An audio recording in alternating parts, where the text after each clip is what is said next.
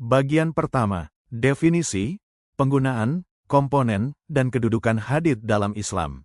1. Definisi hadits. Menurut bahasa, berasal dari bahasa Arab, yang berarti sesuatu yang baru, berita, percakapan, dongeng, kisah, atau riwayat.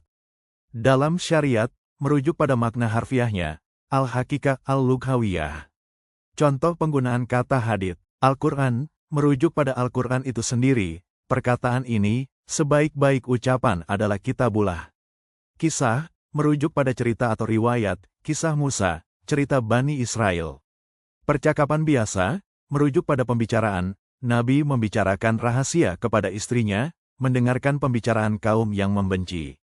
Menurut istilah, segala sesuatu yang diriwayatkan dari Nabi Muhammad SAW, baik berupa perkataan, kaul, perbuatan, fiil, maupun ketetapan, persetujuan, takrir, atau sifat beliau. Bagi ulama hadits, muhadisin, hadits adalah sinonim dari sunnah. 2. 3 komponen istilah hadits. Perkataan Rasulullah, ucapan langsung dari Nabi. Contoh, sesungguhnya setiap amalan tergantung pada niatnya. Perbuatan Rasulullah, tindakan Nabi yang disaksikan dan diriwayatkan sahabat. Contoh, tata cara salat, haji, puasa. Takrir, persetujuan Rasulullah, persetujuan Nabi terhadap ucapan atau perbuatan sahabat, baik dengan diam atau menyetujui, tanpa mengingkari. Contoh, kisah sahabat yang memakan dab di hadapan Nabi. 3. Kedudukan penting hadits. Sebagai wahyu, perkataan dan perbuatan Nabi adalah bagian dari wahyu Allah, tidak berbicara atas hawa nafsunya, melainkan wahyu yang diwahyukan. Sebagai tafsir, penjelas Al-Quran. Al-Quran bersifat umum, hadits memberikan rincian dan penjelasan, contoh, tata cara salat, puasa, zakat. Penetap syariat, hukum, menekankan atau memperjelas hukum yang sudah ada di Al-Quran, atau menetapkan hukum baru yang tidak disebut di Al-Quran. Suri teladan, Nabi menjadi teladan akhlak mulia, sesungguhnya pada diri Rasulullah ada suri teladan yang baik.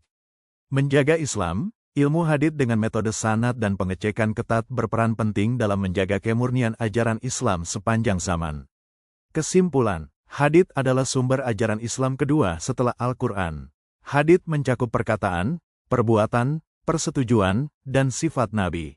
Hadits memiliki peran krusial sebagai wahyu penjelas, penafsir Al-Quran, penetap hukum, suri teladan, dan penjaga kemurnian ajaran Islam. Memahami hadits memungkinkan umat muslim menerapkan ajaran Islam sesuai syariat dalam ibadah dan muamalah. Bagian kedua, hubungan antara hadits dan sunnah, serta sejarah kompilasi hadits dari era Rasulullah hingga era kitab-kitab sahih. Ringkasan poin-poin utama, pengertian sunnah, memiliki makna yang bervariasi tergantung konteks keilmuan, bahasa Arab, ilmu hadits, ushul fikih, akidah, tetapi secara umum berkaitan erat dengan hadits yang merekam sunnah Nabi. Kompilasi hadits era Rasulullah, awalnya ada larangan penulisan selain Al-Quran, namun kemudian dicabut. Beberapa sahabat seperti Abdullah bin Amr memiliki catatan pribadi. Kompilasi hadits era sahabat, setelah wafat Nabi, para sahabat mulai meriwayatkan hadits untuk menghadapi persoalan umat. Abu Hurairah, Ibnu Abbas, Aisyah, dan Ibnu Umar adalah beberapa periwayat utama. Sekitar 1060 sahabat meriwayatkan hadits, dengan 11 sahabat meriwayatkan lebih dari 500 hadits. Kompilasi hadits era tabi'in, Umar bin Abdul Aziz menginisiasi pengumpulan hadits secara sistematis karena penyebaran Islam yang luas dan munculnya hadits palsu. Tokoh utama seperti Abu Bakar Hazm dan Ibnu Syihab Az-Zuhri berperan dalam kodifikasi resmi. Hammam bin Munabih juga menulis hadits yang manuskripnya masih ada. Kompilasi hadits era tabi'ut tabi'in, hadits mulai ditulis dalam bentuk kitab ilmiah terorganisir. Kitab Al-Muwatta, karya Imam Malik menjadi salah satu karya penting yang memuat hadits, fatwa sahabat, tabi'in, dan pendapat Imam Malik. Era kitab-kitab sahih, fokus utama pada seleksi hadits sahih melalui kritik sanad dan matan, serta penyusunan berdasarkan topik fikih. Karya besar pada era ini adalah Sahih Al-Bukhari dan Sahih Muslim, serta Ashab As-Sunan, Sunan Abu Dawud, An-Nasai, At-Tirmidzi, Ibnu Majah. Keenam kitab ini dikenal sebagai Kutub As-Sittah dan menjadi rujukan utama hingga kini. Kesimpulan, hadits dan sunnah memiliki hubungan erat. Pengumpulan dan kodifikasi sunnah berkembang bertahap dari periwayatan sahabat, penulisan oleh tabi'in, hingga penyusunan kitab sistematis oleh tabi'ut tabi'in dan ulama besar. Upaya menjaga sunnah merupakan warisan keilmuan yang luar biasa dalam Islam, dan penting untuk memahami sejarah Al-Quran dan Hadits untuk memahami maknanya. Bagian 3. Tahapan penulisan hadits, biografi perawi hadits terbanyak, Al-Muksirun, dan fitnah, perang saudara, di kalangan sahabat. Tahapan penulisan hadits Rasulullah. Abad Sohifah, abad pertama Hijriyah. Pencatatan hadits tanpa format khusus pada media seperti perkamen atau tulang. Contohnya, Sahifah Sadikah milik Abdullah bin Amr bin Al-Ash. Era Musonafat, abad kedua Hijriyah. Hadits dikompilasi dan dikelompokkan berdasarkan topik. Misalnya bab solat, bab haji, contohnya Al-Muwatta, karya Imam Malik. Tahapan Musnad, akhir abad kedua Hijriyah. Hadits disusun berdasarkan nama perawi pertamanya, sahabat, bukan berdasarkan topik, contohnya Musnad Imam Ahmad. Kitab-kitab Sohihin, paruh pertama abad ketiga Hijriyah.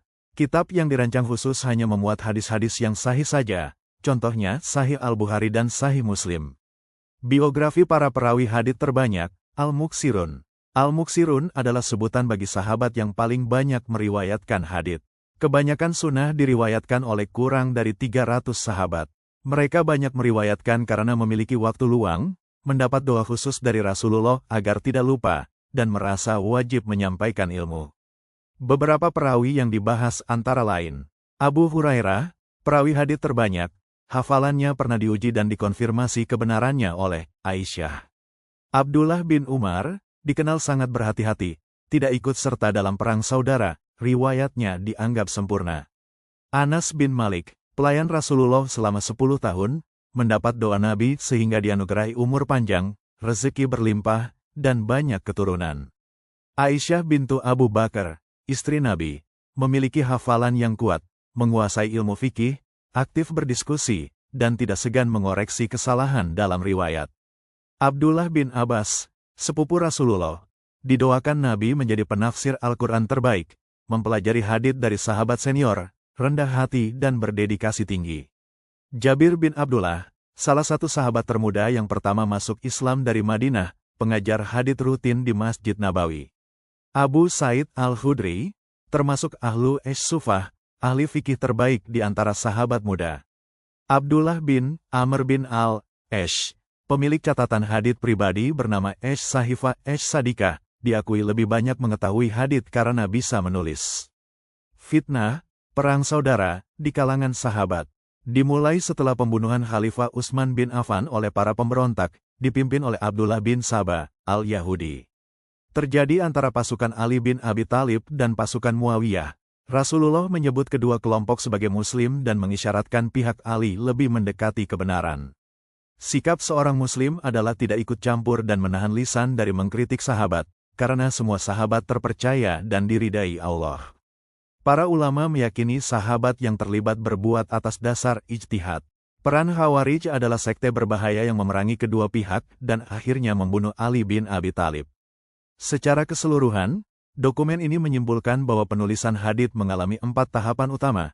8 sahabat perawi terbanyak memiliki keistimewaan dan kontribusi besar dalam menjaga sunnah, serta peristiwa fitnah menuntut sikap adil terhadap para sahabat dan menjauhi penyebaran kebencian. Bagian 4. Tahamul, proses penerimaan hadits, dan evolusi sanad. Tahamul al-Ilm, menguraikan tentang bagaimana metode pembelajaran hadits berkembang pada 3 abad pertama Islam, yang kemudian dikategorikan menjadi 8 metode yang digunakan oleh ulama hadits. Definisi tahamul, secara bahasa berarti, menerima. Dan dalam konteks hadits adalah proses menerima periwayatan hadits dari seorang guru atau syekh dengan berbagai metode dan menyampaikannya kepada orang lain. Metode-metode tahamul. Metode pertama, sama, mendengarkan bacaan guru, melalui hafalan, kitab, tanya jawab, atau dikte. Contoh sahabat yang menggunakan metode ini adalah Wasilah bin Al-Aska. Metode kedua, ard, murid membacakan kitab gurunya di hadapan guru, dan murid lain membandingkannya dengan buku mereka sendiri. Murid harus meminta izin untuk meriwayatkan. Metode ketiga, ijazah, Izin dari guru kepada murid untuk meriwayatkan kitab guru tanpa harus membacakannya terlebih dahulu, bertujuan melindungi naskah dari perubahan. Metode keempat, munawalah, guru memberikan naskah kitabnya, atau salinan terverifikasi, kepada murid dan mengizinkannya meriwayatkan isinya.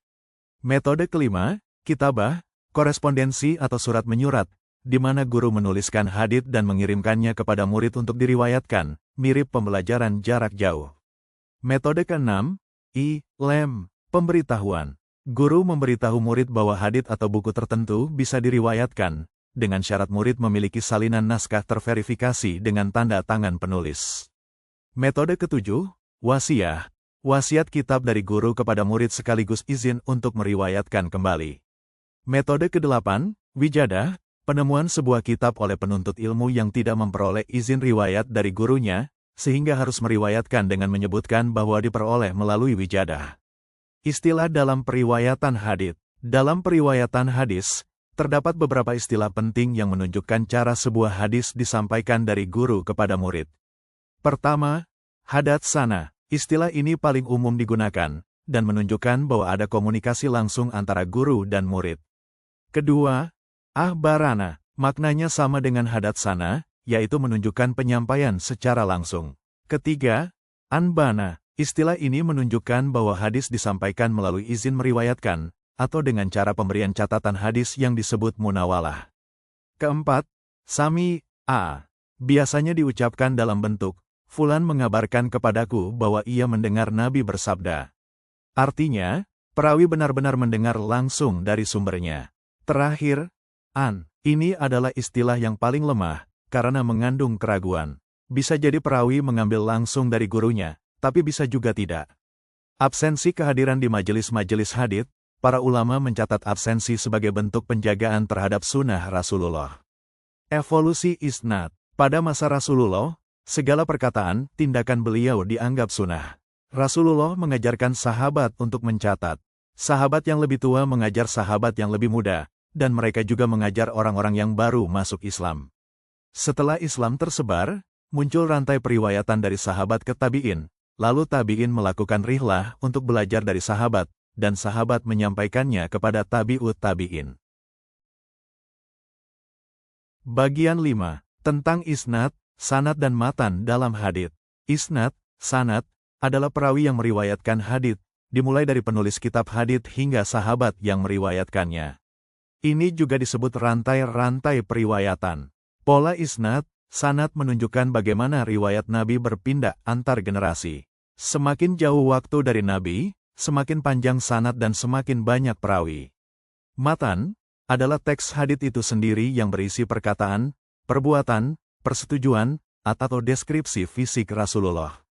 Contoh hadits. Dokumen ini memberikan contoh hadits tentang anjuran membasuh tangan 3 kali sebelum mencelupkannya ke bejana setelah bangun tidur, karena tidak diketahui di mana tangan itu menginap.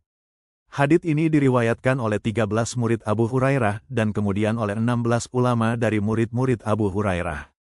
Asal-usul sistem sanad, sistem isnad sudah ada sebelum Islam dan ditekankan oleh Abdullah bin Al-Mubarak, yang menyatakan bahwa isnad adalah bagian dari agama dan tanpanya, semua orang bisa mengatakan apapun yang mereka inginkan. Fungsi sanad, menjamin sambungan riwayat tanpa putus. Menjadi tolak ukur sahih atau tidaknya hadits. Menjaga agar ucapan Nabi tidak tercampur dengan pendapat orang lain. Bagian 6. Perkembangan ilmu isnad dan ilmu hadis, khususnya kriteria hadis sahih. Perkembangan ilmu isnad awalnya tidak dipertanyakan pada generasi sahabat, namun kemudian berkembang untuk menjaga lisan dan memverifikasi ucapan agar tidak ada kedustaan atas nama Rasulullah. Fokusnya adalah merangkum biografi ulama dan perawi hadis. Ilmu al-jar wa at-ta'dil, ilmu ini berfungsi untuk menilai validitas perawi, apakah baik dan dapat diterima riwayatnya atau tidak. Jahalah ar-rawi, ketidakjelasan perawi, adalah salah satu penyebab hadis tertolak. Pionir kritik perawi adalah ulama tabi'in dan Ibnu Syihab az-Zuhri. Ilmu mustalah al-hadits, usul al-hadits, digunakan untuk membedakan riwayat otentik dari yang palsu, menilai, menyusun, dan mengklasifikasikan hadis. Ilmu ini juga mempelajari kepribadian dan kehidupan perawi. Penulisan ilmu mustalah hadits Awalnya tersebar di berbagai kitab seperti Ar-Risalah, Imam Asy-Syafi'i, Mukadimah dari Sahih Muslim, dan kitab-kitab Sunan at-Tirmidzi. Karya komprehensif pertama muncul pada abad 4H oleh Abu Muhammad Ar-Ramahurmuzi, Al-Hakim, Abu Nuaim Al-Ashfahani, dan Al-Khatib Al-Baghdadi. Karya Abu Amr Usman bin Esh Salah, Ulum Al-Hadith, atau Muqaddimah Ibnu Esh Salah, menjadi rujukan standar hingga kini, dan diringkas oleh ulama seperti Imam An-Nawawi, Imam As-Suyuti, Ibnu Katsir, dan Badruddin Ibnu Jamaah. Klasifikasi hadis, dua generasi pertama mengkategorikan hadis menjadi sahih dan do'if. Imam at-Tirmidzi memperkenalkan kategori hasan. Generasi berikutnya mengembangkan klasifikasi yang lebih rinci, seperti hasan li zatihi, hasan li gairihi, sahih li zatihi, dan sahih li gairihi. Hadis sahih merupakan tingkatan tertinggi dan paling otentik, wajib dijadikan sumber hukum. Kriteria hadis sahih, menurut Ibnu Esh Salah, itisal as-sanad, rantai periwayatan bersambung. Tidak ada rawi yang hilang atau tidak diketahui, dan setiap rawi harus dikenal pribadinya. Ar-Ruwat, integritas, al-adl. Setiap rawi harus kredibel, muslim, memegang teguh agama, menjauhi dosa besar, dan berusaha menjauhi dosa kecil. Adab, akurasi, ketelitian. Memiliki kemampuan kuat untuk mengingat dan menghafal, dab isyadar, serta akurat dalam tulisan, catatan, dab al-kitabah. Jika perawi mengulangi hadis dalam bentuk berbeda, hadisnya dinilai mudtarib, do'if. Adam as-syuzuz, gair syaz. Harus selaras dengan riwayat sahih lain dan terbebas dari keganjilan.